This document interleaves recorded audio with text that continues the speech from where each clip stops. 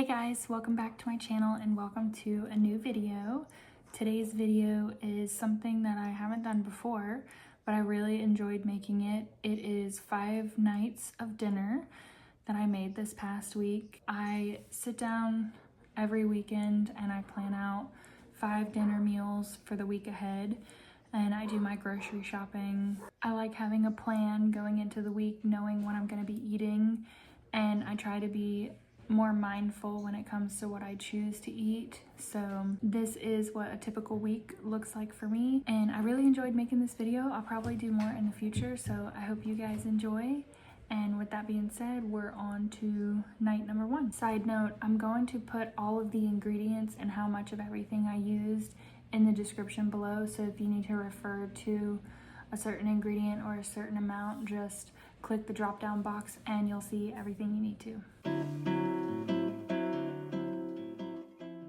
Monday's meal was something that I found on TikTok maybe over a year ago. I know that I've made it a handful of times at least. It's called Poor Man's Meal, and I got it from a woman on TikTok who did like depression style meals, depression time meals. So supposedly this is something they made back in the Great Depression, and it's only a few ingredients and it's honestly really delicious. Whenever I watched the video, I kind of thought, this seems a little weird. It was like potatoes, corn, she did ground beef, and then it had tomato paste, and I was like, that seems like an acquired taste, but I gave it a shot and I'm glad I did because it's honestly really delicious. And it's meant to be a one-pan meal. Normally it would be, but since we live in a house with more people now, I did cook my meat in a different pan and then just add it all together. So I just started by cutting up my potatoes and onions, throwing them in a cast iron skillet, all of my favorite seasonings. Usually my go-tos are salt, pepper, Tony's that doesn't have salt added, and then for this one it's a little bit more of an Italian seasoned meal, so I added Italian spices. I don't remember if the one from TikTok had garlic in it, but I do add garlic to everything pretty much, so it's definitely a flavor staple. And the great thing about this meal is you can put whatever kind of meat you want in it. I've done it with ground beef and ground turkey, but you could definitely do it with ground chicken or really anything of your choice. Probably ground meat would be best, but honestly I think you could get away with doing whole chicken or even slices of steak or something, really whatever you prefer. I ended up using this entire 28-ounce can of tomato sauce because I just felt like it needed more tomato sauce, so you can really just kind of measure that with your heart. And then pretty much every step of this meal I season the meat, I season the potatoes, I season it when I add the sauce in, because tomato sauce is definitely gonna cover up a lot of the flavors that you already have, so I just feel like you should add more. And that's pretty much it. You just throw it into a bowl and eat it as is. It's really good, it's pretty simple, and it doesn't take very long to make, so it's a good staple.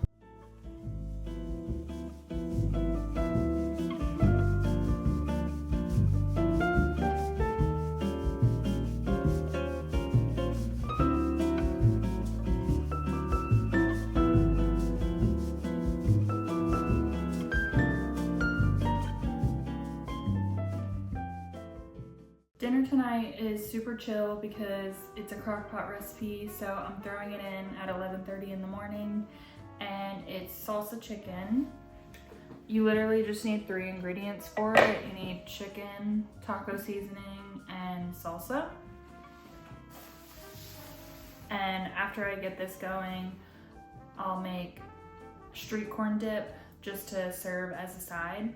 So let's get this going.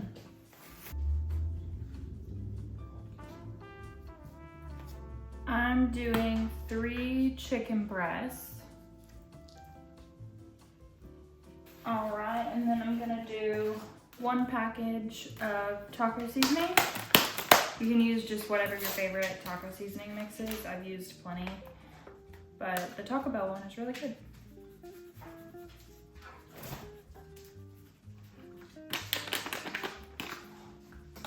And then you just take whatever salsa you prefer. I found this one at the commissary on Base the other day and it looked really good. This is 16 ounces of salsa, so.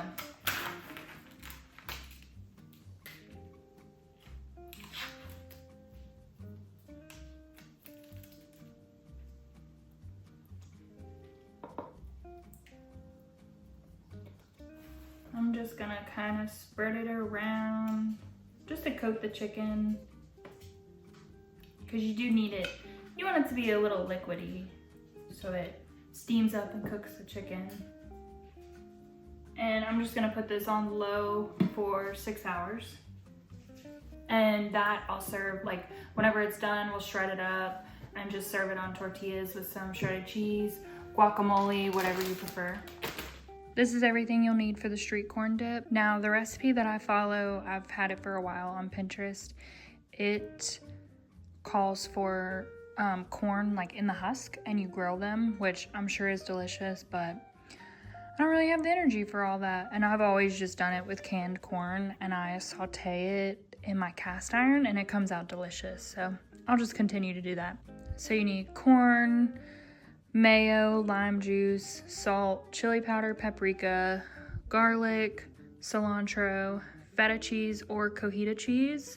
I just get feta because it's more accessible for me and it tastes delicious. Green onions, and then you're supposed to have a jalapeno.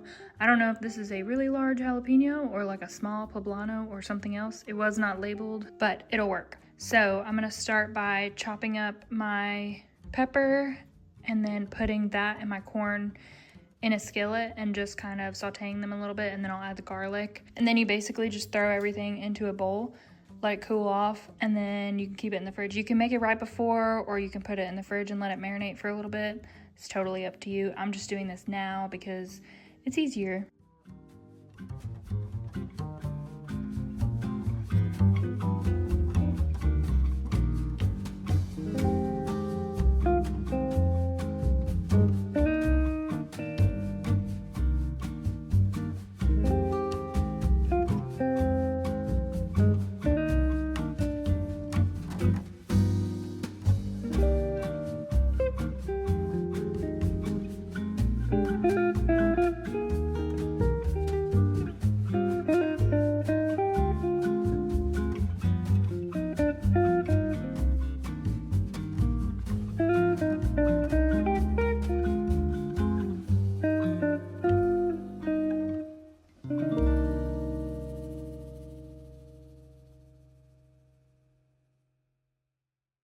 I'm really just looking for a little bit of a char on the corn pieces because I want it to kind of have a smoky flavor, and the same for the pepper. And then after that is got a nice char on it. You throw it in the bowl and then you just add everything in, mix it up.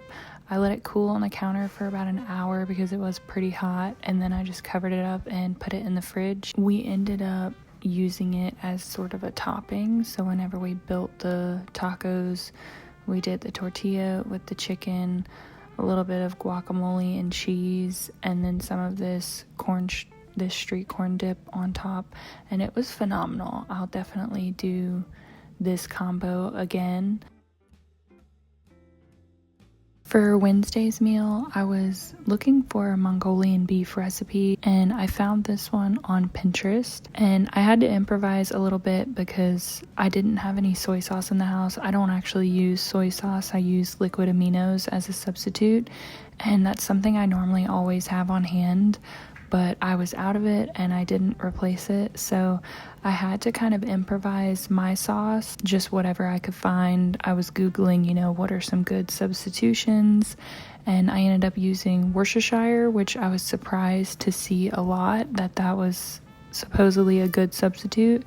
And I had some miso paste in my fridge, so I used that too, and it ended up having a really good flavor. It wasn't quite the texture I was looking for. I think that if I were to make this again, I would definitely do the cornstarch with the seasonings, toss those up with the meat, and then do the sauce separately, and I feel like it would have more of the texture that I was looking for. But this was still good, and this way it was a lot quicker. I just kind of marinated the meat for a little bit, threw it in the pan to cook, and then I put the rest of the sauce on top of it and let it thicken up, and served it over rice with steamed broccoli.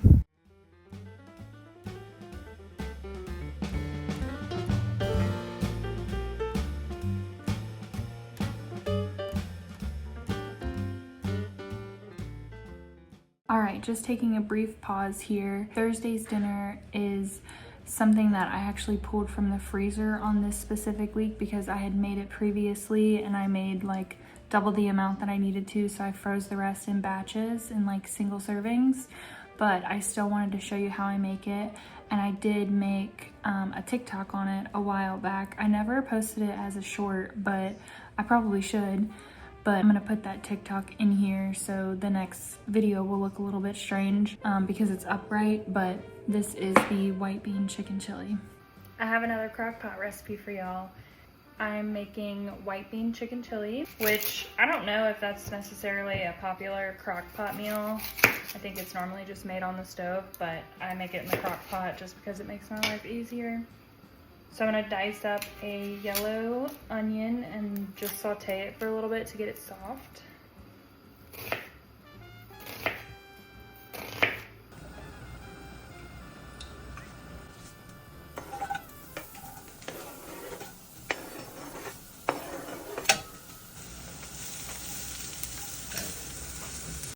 I'm also boiling some tomatillos, which I would not normally do, but the store didn't have any canned ones, so gotta improvise. I'm going to drain and rinse 2 cans of cannellini beans. And then just drain 1 can of corn. Now you basically just start adding everything in. I've got a 32-ounce box of chicken broth, 2 cans of rotel, the beans and corn, got the tomatillos, I just boiled them and diced them up, and the sauteed onions. I forgot to tell you I also added garlic to this. Not many recipes that I don't add garlic to. And then you just start seasoning. I did salt, pepper, I'm doing coriander, cumin, and oregano. I mean, you can really add whatever you want though, but the coriander and cumin is pretty important.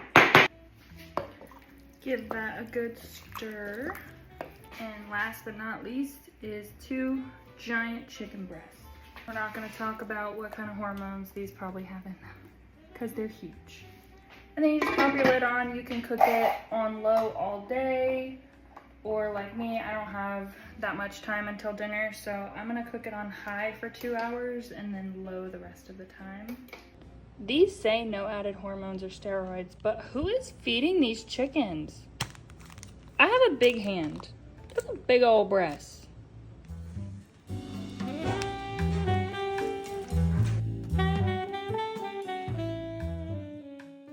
On Friday night, I wanted to do an Italian night, and my husband and I recently went to Outback Steakhouse and had their Caesar salad, and it was so good. So I wanted to try and recreate their Caesar salad dressing. I found a copycat recipe on Pinterest, and it was really good. It was very tasty, and it was the right consistency, and I really wanted to have that like real Caesar salad with the good chunks of Parmesan, the like fresh Parmesan flakes. So I made sure to get romaine lettuce, made my own dressing, and then did the Parmesan flakes, and it ended up being a delicious salad. For the spaghetti portion, I made my own spaghetti sauce instead of buying it in the can. My mom has done this for years, and I don't know why I haven't hopped on the train sooner, because it's super easy, and this way you know exactly what you're eating. So it's just these few ingredients. Threw my onion in the pan first and let it saute a little bit, and then I do Italian sausage with my spaghetti, mild Italian sausage. That's just the meat that I prefer, and I let that cook down, and then I added in all of my tomato sauces and diced tomatoes and paste, and then I made a little seasoning mixture and poured that on top. This was just exactly what my mom told me to do, and it was so good. It tasted just like hers, and I'm glad that I decided to start doing my spaghetti sauce from scratch, and that is definitely how I will do it from here on out.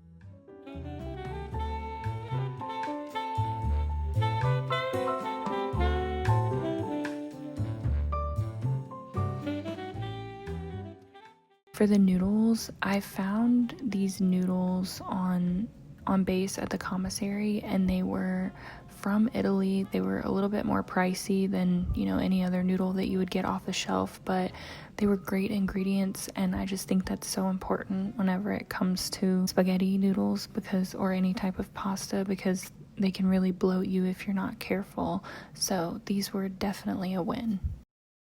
All right, and that wraps up my 5 nights of dinner. I hope you guys enjoyed. I hope you got some inspiration from these. Hopefully I can help you plan your week's dinners. But yeah, I hope you guys liked it, and I will see you in the next one. Bye guys.